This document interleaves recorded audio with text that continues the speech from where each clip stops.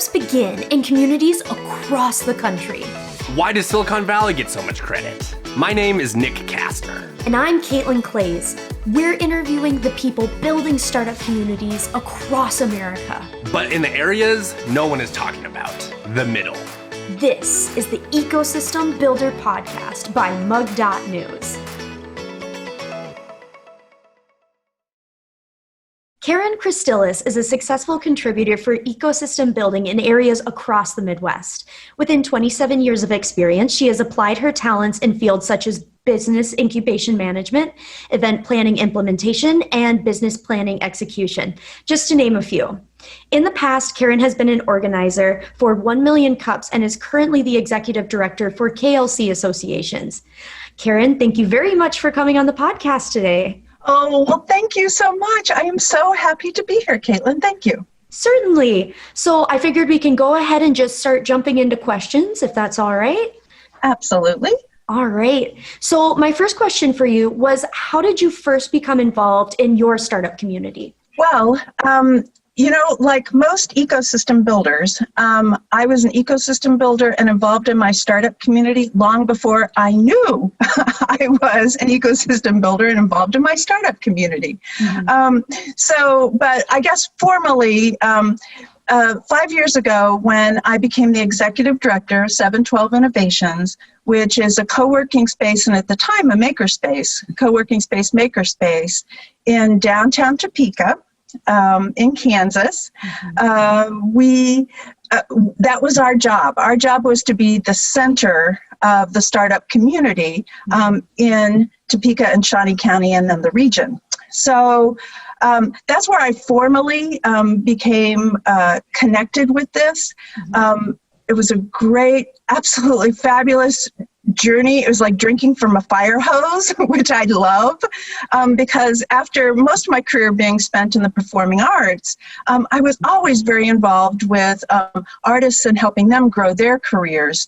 I was a presenter at the University of Kansas and worked across the nation with artists who were growing and moving into the presenting field. And always, that at my heart is being a connector and mentor.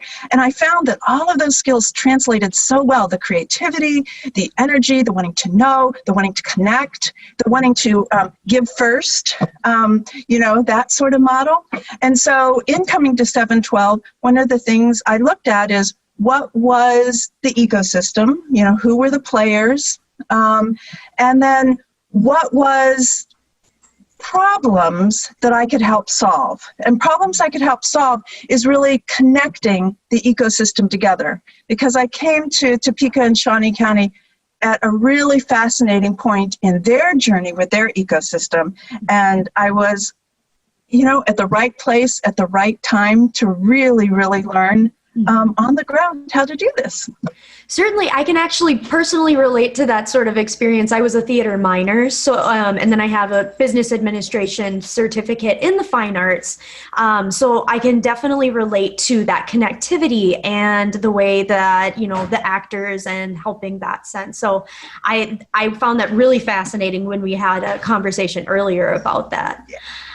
So kind of like going on a similar trend is, what's one thing that people wouldn't know about your ecosystem? Well, and I think one of the things that they might not know is a lot what I didn't know. And, while I'm not originally from the Midwest, I have been here, over almost 30 years now. So I am a Midwesterner. And this is my home. This is my community. And living right in the middle of it, I didn't really realize how connected we were to, Topeka and Shawnee County helped to build what is known as the Kansas City Animal Health Corridor.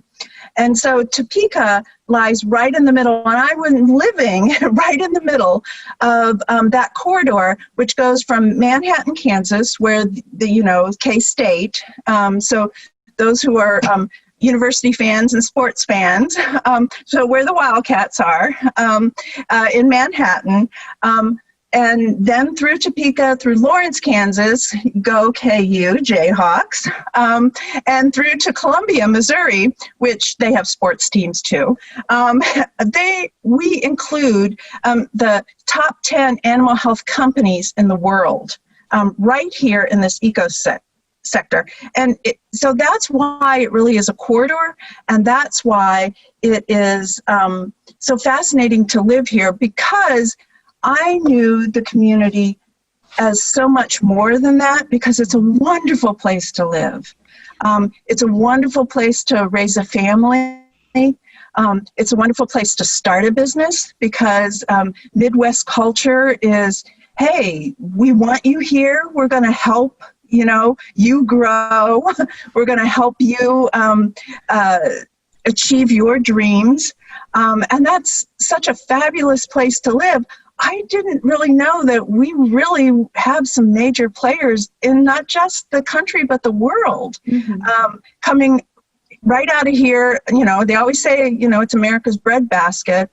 Well, it certainly is. And I'm sitting right on Main Street of that, and it's cool. Well, and another reason we do this podcast is because we do want to talk about the people who are in the middle, because we hear so much about entrepreneurship on the coast. And kind of to comment a little bit on your mentioning of Midwest culture, one of the things that always comes to mind, so I grew up on a farm, and one of the things is very much for us, it was, I need help in the field. One of my kids hurt their ankle, and you go to a neighbor or you go to a cousin that's nearby, and that willingness to help out is just right away there. And then I noticed that goes even into townies, that goes into it as well. So I think that's a very beautiful thing about middle culture, and that we don't really focus on too much. A lot of that has to do, with its roots in, the people who came here. These were people who were after adventure, and after wanting to stake their own and make their own, but also not do it alone. Because like you, I grew up on a farm, and it's like, hey, and this was back east, but, on a farm, you're right. When it's haying season, it's like, it's a whole community that moves from field to field to help put up that, hay or that crop, or, whatever the season is. It does. It takes a community, and we really, really, that's ingrained in us no matter where we live, whether it's downtown or out on the farm. Those are the people you're going to find here, and it's great, isn't it? I certainly agree. So then kind of switching gears a little bit, if I were to start a business in your community, is there any eligible local grants or interest-free loans that you're aware of? And that's another exciting thing, is because particularly, I would say, in the Topeka, Shawnee County area, some of these incentives have been there before, but now these incentives are purposefully coming together to really encourage startups and entrepreneurs to come here and form, their companies and take advantage of the quality of life that's also available to them. And so there is a number of organizations. First and foremost is JADO, which is the Joint Economic Development Organization, and that's between the city of Topeka and the county of Shawnee. And that is an organization focused on economic development. And through that organization, there are grants available through the city, as well as through the county. And then Go Topeka is the economic development organization associated with what is typically the chamber. One of the other exciting things is here in Topeka and Shawnee County, we now don't have the chamber, the visitor center, the economic development arm. We have the Greater Topeka Partnership. And so in some of the research that the community and the community founders have really been looking at is, what can we do to make our community more attractive to people who want to come and bring that influx of new business here, but also those people who are here and working and growing their business every day. And so there's incentives for both. some people, and I will give you contacts and links for all of this that you said you were going to share. So I'm not going to spend a lot of time, rattling off URLs for folks. But Choose Topeka is an incentive that the city and county, and it was headed up by the Greater Topeka Partnership. And those are incentives that finding employment within, because sometimes as a startup or an entrepreneur, you're looking for that place to land, but you need the other job that's in your field that's going to help you continue to grow. Mm-hmm. And so some of our existing corporations, and so it's a public-private partnership that allows and gives incentives for moving here.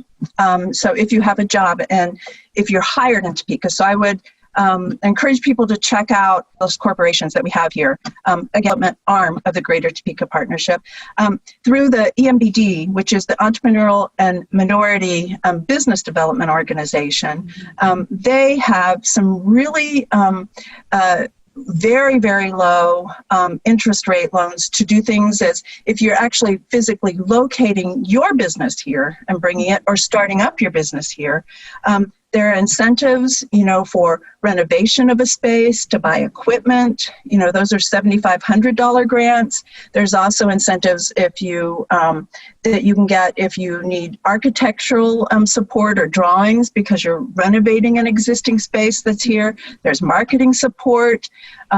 There's also the Shawnee County Startups, which is an organization that is really, that's money channeled through the state, but it's a county organization with county leaders who are looking at startups in the community, and they provide low interest loans as well. And the list just goes on because we also have the Washburn Small Business Development Center. So like most communities, the SBDC truly offers $0 support to startups who want to come here, and how to get started, how to get registered in Kansas, all of those incentives that are here. And of course, for, larger than that, our community also has Washburn University, which is here. Mm-hmm. And so Washburn University is a fabulous resource in Shawnee County. And particularly their business school is really exciting. And so there are a lot of young interns who are here. And so there's a workforce of, a trained workforce that is here, all the way from Washburn. And of course, within the Washburn educational system, there are incentives for those students. And one of the really exciting things is just last week, they held their pitch competition. Oh. And so the pitch competition awarded $21,000 to students. The top prize was $8,000. And this is interest-free to those students in their business program to start and grow their own businesses while they're there within the business program. And so, you can just sort of see that there are people everywhere who are reaching out and showing up when it's time to bale the hay or put in the crops. Certainly. No, that is such good information. And the fact that it sounds like it covers a variety of individuals, that is fantastic, and giving opportunity to students who don't necessarily have the cash, and then also those low interest loans. That is very informational, and I'm sure the listeners are really going to appreciate it. And make sure to check out the links below that Karen will hand over to. There's one secret one that I did not mention, and this is incredibly exciting to us because Plug and Play, which is an international accelerator that's based out of, Silicon Valley. So a lot of us might be watching this because of Google. And so some of the founders, they're giving money back in. And so the accelerator that Plug and Play does is they create verticals in communities. Mm-hmm. And so verticals around specific industry. And so they have just launched an accelerator, and they're housing it in Topeka, and it's within the animal health industry. Mm-hmm. And they had their first virtual competition just last week. And so Plug and Play is now housed in Topeka, Kansas, and it's one of only 5 or 6 verticals within the U.S. Most of them are international verticals. So North Dakota has an agriculture one, and we have the animal health vertical for the world right here in Topeka, Kansas. Well, you heard it here, folks. That's that's great insider information. That's so exciting. Yeah, and we really are really thankful because some of our local corporations like Cargill, Evergy, which is the energy, and Hills, most of you feed your your pets, the Hills Pet Food. Their corporation was started and located here. That's really cool. Yeah.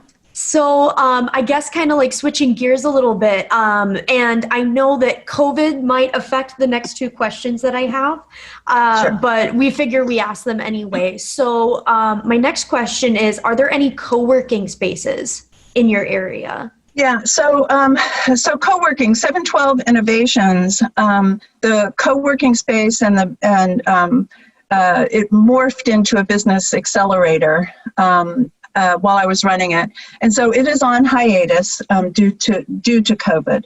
As we also have an artists and craftsman workshop. So our co-working space, which was housed within 712, graduated. So we had a launch from the co-working space that was our own. And David Core and his wife, Deborah, they now own that makerspace in town. So it's downtown. They are still operating because they have more square footage than we do or had. And so there are unique opportunities in the region as well. So we are, driving 30 minutes, that might be a local, commute of 10 blocks in some cities. Here you can get from Topeka, Kansas to Lawrence, Kansas, or up to Manhattan, or 60 minutes an hour will get you to Kansas City. And so we have co-working spaces all throughout this region. It's really because of the universities and the diversity of industry that I have already mentioned. There's a lot of spaces and opportunities available. Absolutely. So then on that similar track, were there any coffee shops that entrepreneurs hang out in? There are, and a lot of them are still operating under COVID rules. So Classic Bean is right downtown. It was right next to 712 Innovations. Julie's Coffee Shop and Bistro, that is one. But the virtual one, which is still operating, and I would encourage, because anybody, anywhere in the country can attend this virtual coffee shop, is 1 Million Cups Topeka. And so 1 Million Cups Topeka happens every Wednesday from 9 to 10 a.m. And we feature 2 startups right here within our own community and region. And it really is, it's sort of that coffee shop feel where we come together as an entrepreneur community and we talk about their business, how they got where they are, what they need to continue to grow, services that they might be looking for, and we connect. We connect as a community, and we help build that barn together. So 1 Million Cups is a Kauffman Foundation sponsored organization. So right along with Mug News, grab your cup of coffee, right? Grab the cup of coffee and have your coffee, your morning coffee on Wednesday mornings with our entrepreneurial ecosystem. And so anyone can do that right now. So then you kind of touched on it a little bit, but where would I go to learn about upcoming events in your startup community other than this coffee meeting, which I think I'd like to sit in on at one point. That would be fun. Yeah, we'd love to have you. We really would. And so, yeah, in addition to that, one sort of hidden jewel, and this is by entrepreneurs in our own community, TK Business Magazine. So everyone can get that online. And TK Business Magazine is a fabulous publication by Tara Demick. So our own local entrepreneur has started a publication which features local business leaders in our own community, and she and her husband Brandon run the magazine, and that is not only another place where you can get sort of more in-depth story about the entrepreneurs that are here, but also on their website, they have wonderful listings of what are the events coming up and where people can get connected. That, as well as the Greater Topeka Partnership, they of course have newsletters and postings about other things that are happening throughout the business community here in Topeka and Shawnee County. So those would be my three: 1 Million Cups, TK Business Magazine, and the Greater Topeka Partnership.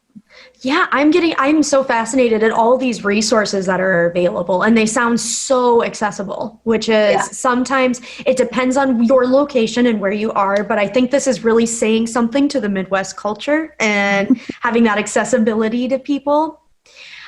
So then from this, we can tell that there's so many connections going on right now. So I guess my next question would be, what's the most successful startup from your community? And I know that can be a tough question. So potentially what's one that has been successful and it comes to mind? Sure. The first one that comes to mind, and really, this is a success story that we all are proud of, the entire community, and that's Advisors Excel. Advisors Excel started in 2015, and it was founded by 3 Washburn University business students, Cody Foster, David Callahan, and Derek Thompson. And it is a wealth, retirement. So major industries aside from, the animal health industry and agriculture here are also, the medical advancement in medical sciences, but also insurance and banking.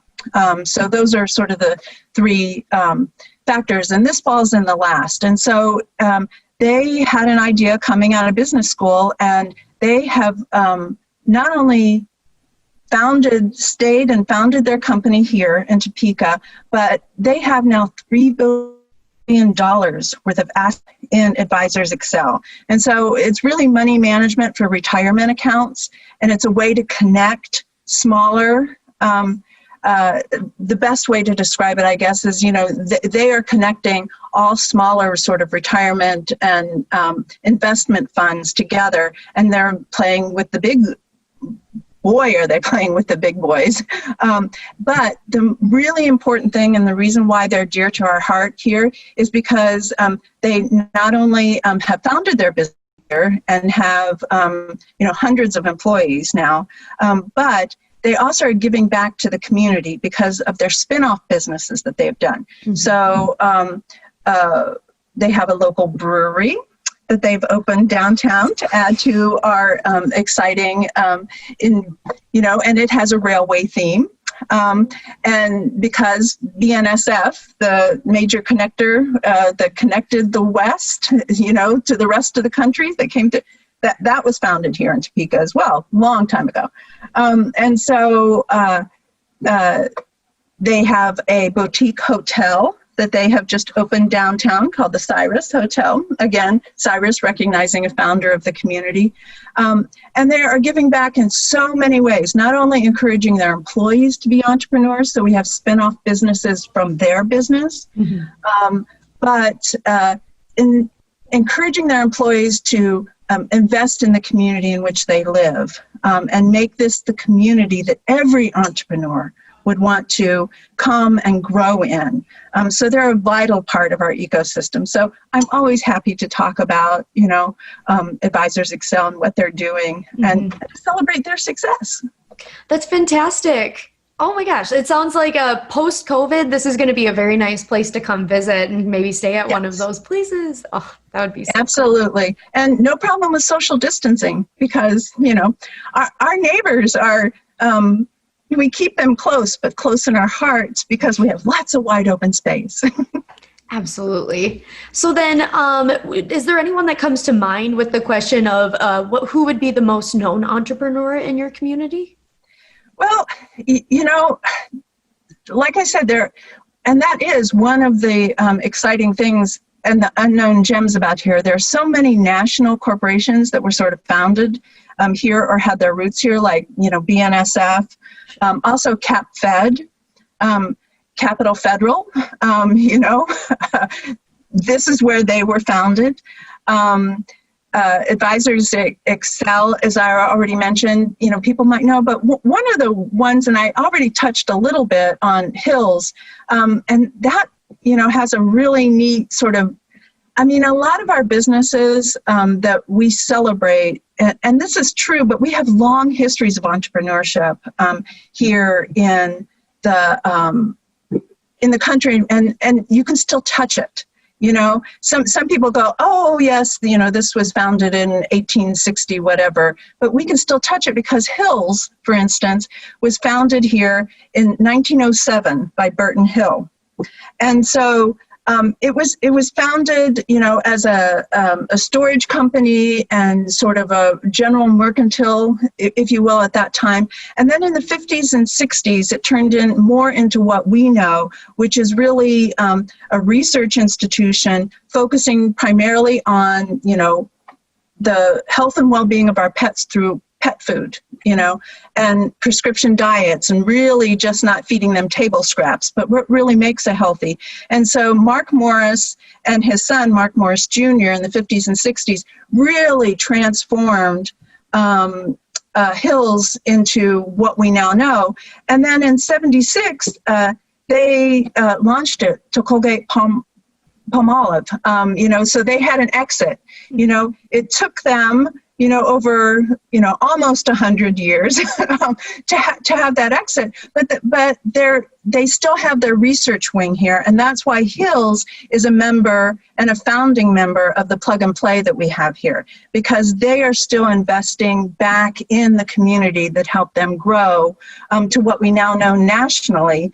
And I guess most pet owners, if you look on your shelf, you're going to find a Hills product in most homes. So really, it really is exciting to have a company that was founded here, and most people can look on their who are pet owners, can look on their shelves and find that they're giving their furry friends, a product that was originated, built, and is still researched right here from Topeka, Kansas.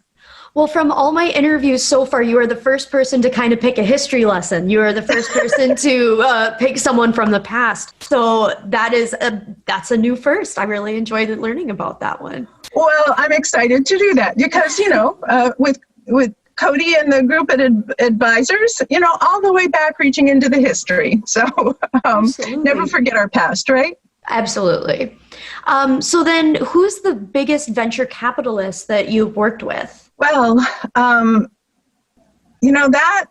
honestly is a tough question because I've not been in a position really to work with venture capitalists myself, though we have sponsored, and actually there have been like 3 recently within the last couple of years, startup weekends. Startup weekends happen here often. In fact, 712 hosted one just 2 years ago was our host. We were going to do another one, but COVID, and so there are, entrepreneurs and venture capitalists that we can connect with in a moment, because some of the things that, particularly now in our virtual world, is this summer, I've attended conferences virtually right here from the chair that I am in, and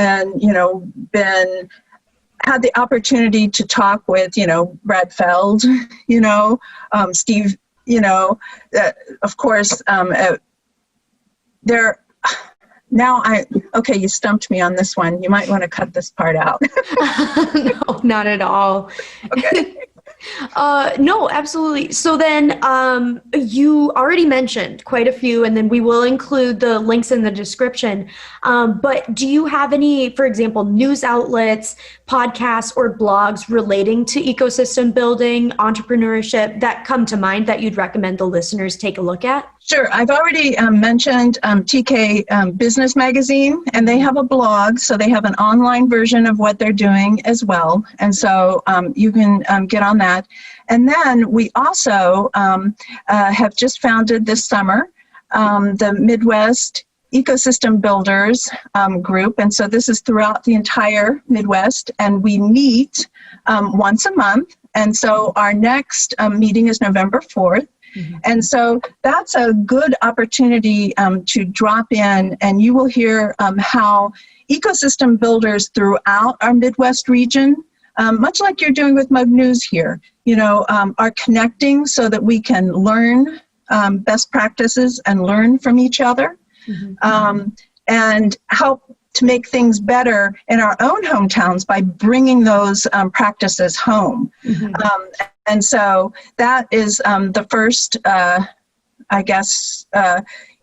first week every month, and again, I'll give you links to that. But it's the Midwest Ecosystem Builders Network that we encourage anyone who's very, very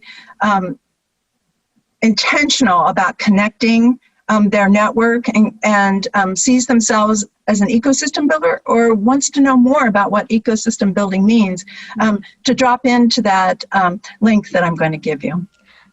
Absolutely. Thank you so much. You answered and very in-depth, and I feel that I learned so much, and I'm sure the listeners have too. But those were kind of all the questions that I had, and you answered them very thoroughly. But my last one is, do you have any parting thoughts, any last minute advice that you'd like to give?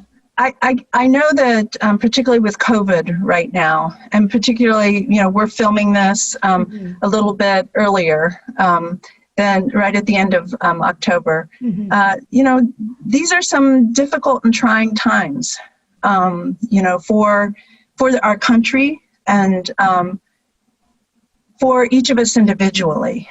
But when we maybe that's why I'm reflecting so much on history, because when we look back, we are strong and we are resilient. And the best of us reach out to each other. And if you look around, you can see that, and you can certainly see that here in the Midwest, and you can connect in, even if you're in a major metropolitan area. There are those connectors who are there who want to be a part. And, this is a phrase that's been resonating with me. It's like, you might feel that like everything has just been, you've been knocked off your pins, so to speak, humankind plans, God laughs, and entrepreneurs pivot. And so that's what we need to do. We just need to pivot to the better part of ourselves and help each other, because we will get through this. Thank you so much for that, wisdom that, I know this can be a very disheartening time, but I feel that really gives you an opportunity to excel, and humans are very resilient. So thank you so much for coming on the podcast today. I really appreciate your time, and I'm really glad you could come on. Well, thank you so much for having me. And I am so excited about this podcast that you're launching. It's going to be a great thing for the Midwest entrepreneurs and each of us who tune in. So thank you. Now that we've learned about an ecosystem from a person who's building it, I'm going to link back up with Nick to clarify on some jargon and take a deeper dive into this ecosystem. What is up, Caitlin? So you just got done talking with Karen. How did it go? Had a great time. So just more of the fun social parts. You got to see us kind of bond over our growing up in the country. So our country girl sides were showing. Heck yes. I forget that you grew up in the country. I did, yes. I kind of grew up in a little bit of everywhere, but majority of my youth was on the country. And then I was a town kid around my teenage years. So that was, it was just really fun. We got to joke about that. And then you also got to see how we incorporated that Midwest culture kind of plays into that with we're very connected. So we mentioned that if you're on the farm and need help because one of your farmhand, your kid has a hurt ankle, and so you have one of the cousins come help, and how we talked about entrepreneurship is very similar, where we're very connected in the Midwest and very much a providing and connecting. So that was just super fun to kind of talk about. It's interesting how people's backgrounds relate to what they're doing now, and that is relevant for both you two. What was your biggest takeaway you had from the conversation?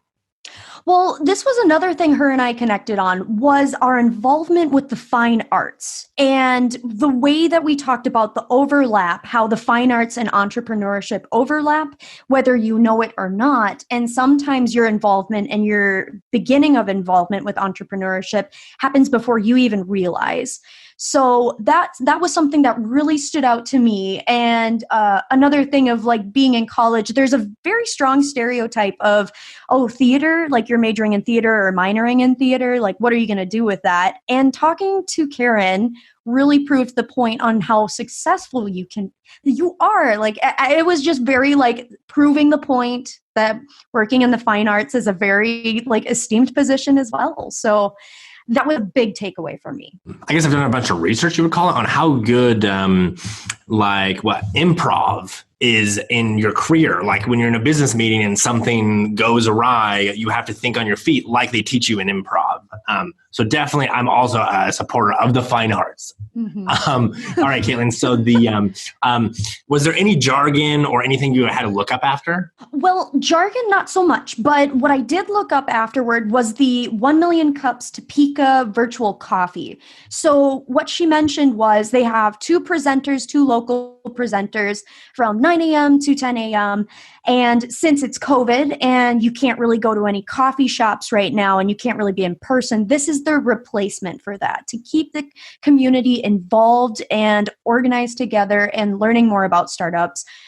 I just thought that was fascinating. So that's what I looked up after our meeting to kind of get more information on that. Okay, amazing. Well, yes, another good episode in the books. Well, awesome. I had a great time. Nick, do you want to read us out? Yes, of course. Thank you for listening to today's episode of the Ecosystem Builder podcast, which is a product of Mug.News and hosted by me, Nick Kastner, and Caitlin Clays. If you have any questions about today's episode, connect with us on Twitter at Nick Kastner, at Clays Create, or at Mug News Official. If you enjoyed this episode, please leave a review and share with your friends. We release episodes every Wednesday morning, so make sure to subscribe so you don't miss a beat.